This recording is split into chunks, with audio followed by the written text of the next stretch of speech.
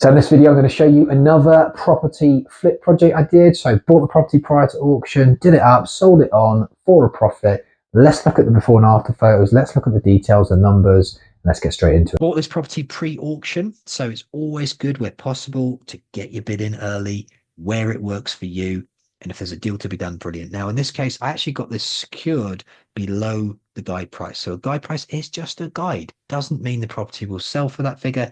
So get the bid in where it works for you, and sometimes there's a deal to be done prior to the day of the auction. This one needed a full transformation of the bathroom, as you can see. Kitchen, on the other hand, I was able to keep the existing kitchen. Don't get me wrong, wouldn't be my first choice if I was putting a brand new kitchen in. I wouldn't be putting that one in, but it wasn't horrendous. I was able to keep it and just make a few changes to spruce it up. So you can see here, old, nasty wallpaper on the wall that needed to be taken off.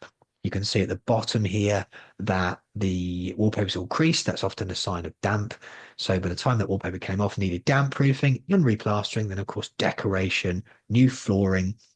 And you can't see it here, but the ceiling actually had nasty naff polystyrene tiles that had to be taken off. Then of course replastering, decoration, etc. So a little bit of money spent in the kitchen, but by keeping the units itself, by keeping the existing kitchen, that kept the costs right down. So where possible, it's good if you're flipping a property, if you can do that to keep the cost down.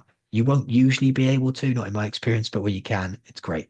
So toilet upstairs needed changing, wallpaper on the wall, had to be ripped off, replastered, decorated, etc. Downstairs in the living room, you can see the creased wallpaper again. So that was damp. That had to be damp proofed and replastered, decorated, etc. as well. So this project was fairly straightforward. Nothing major in terms of refurbishment, not compared to some of the projects I've done. So yes, there was some electrical upgrades. There was a fair bit of damp proofing to do. The kitchen could be spruced up, but didn't need completely replacing. The bathroom downstairs did. The upstairs toilet did. There was, of course, decoration, new flooring, carpets, and the garden needed tidying, but nothing major in terms of massive costs. So fairly easy, quick project, in and out of this one in terms of the refurb in about 6 weeks or so. So nothing major there.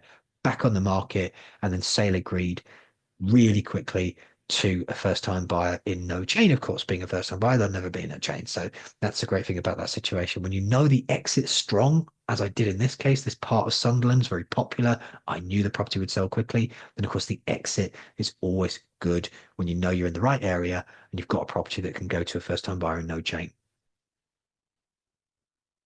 Bedroom upstairs, you can see the difference it makes. Taking the wallpaper off, replastering, decoration, carpets, big transformation.